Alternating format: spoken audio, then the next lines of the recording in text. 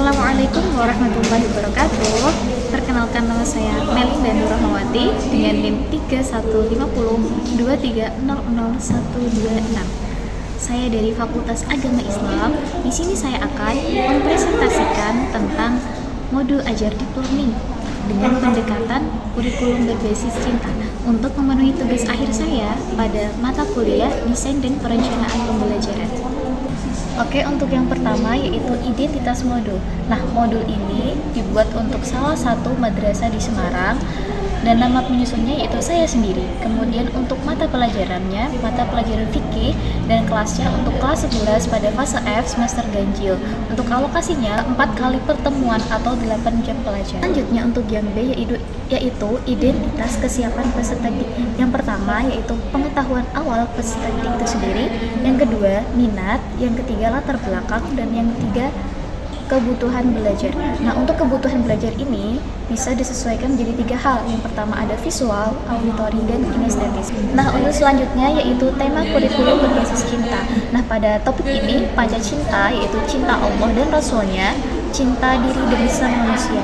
Nah, untuk yang kedua ada materi insersi. Oke, selanjutnya kita ke desain pembelajaran. Yang pertama ada capaian pembelajaran atau CP.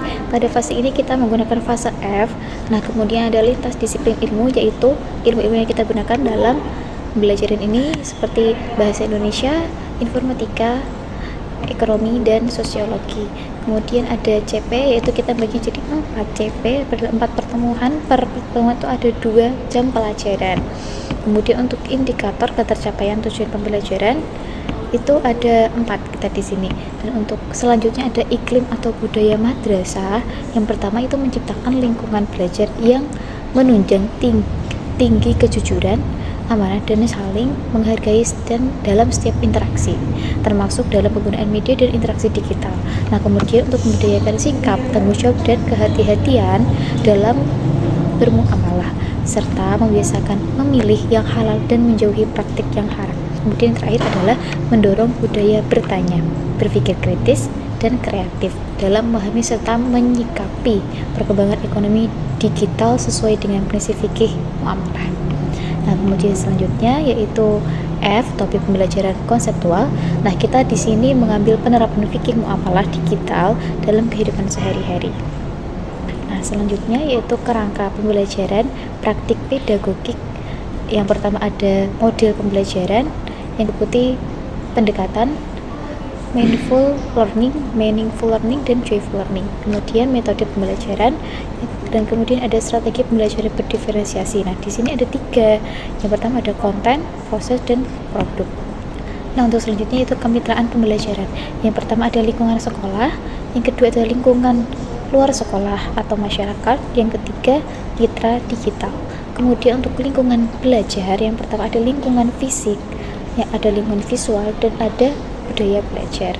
Nah, dan terakhir ini ada pemanfaatan digital. Yang pertama menggunakan proyektor untuk menampilkan video dan studi kasus terhadap transaksi digital. Yang kedua mendorong peserta itu untuk menggunakan gawai untuk riset dan pembelajaran produk digital. Nah, yang ketiga memanfaatkan aplikasi kuis online seperti Kuisi dan Kahoot untuk asesmen formatif. Nah, selanjutnya untuk yang H yaitu langkah-langkah pembelajaran berdiferensiasi. Nah, dalam pertemuan ini yang pertama itu ada 2 jam pelajaran sekitar 90 menit. Yang pertama itu ada kegiatan pendahuluan kurang lebih ada 15 menit yang berisi salam dan doa, persepsi, motivasi, dan tujuan pembelajaran. Nah, kemudian untuk kegiatan inti ada sekitar 60 menit. Yang pertama ada mengamati, yaitu meaningful, menanya, mengeksplorasi, meaningful, mengasosiasi, mengomunikasikan atau joyful, dan yang terakhir belajar berdiferensiasi. Nah, ini meliputi proses dan produk. Kemudian selanjutnya ada kegiatan penutup yang kurang lebih ada 15 menit yang berisi refleksi, rangkuman, tindak lanjut, dan penutup. Nah, untuk pertemuan 2, 3, dan 4 kurang lebih itu sama seperti pembelajaran yang pertama. Oke, selanjutnya ada asesmen pembelajaran. Nah, di sini asesmen itu ada 3. Yang pertama ada asesmen diagnostik, yaitu awal pembelajaran. seperti tanya jawab, lisan pada awal pertemuan pertama untuk mengetahui pemahaman awal peserta didik tentang penggunaan teknologi yang digunakan. Dan yang kedua, penilaian partisipasi saat presentasi hasil diskusi. Dan yang ketiga, pemahaman tentang prinsip atau prinsip kuis biasanya. Nah, yang terakhir ini adalah asesmen sumatif, yaitu akhir pembelajaran. Di sini kita menggunakan dua. Yang pertama adalah penilaian produk, yaitu menilai karya dari peserta didik. Dan yang kedua adalah tes tulis, yaitu memberikan soal uraian untuk mengukur pemahaman konseptual peserta didik. Oke, sekian dari saya. Wassalamualaikum warahmatullahi wabarakatuh.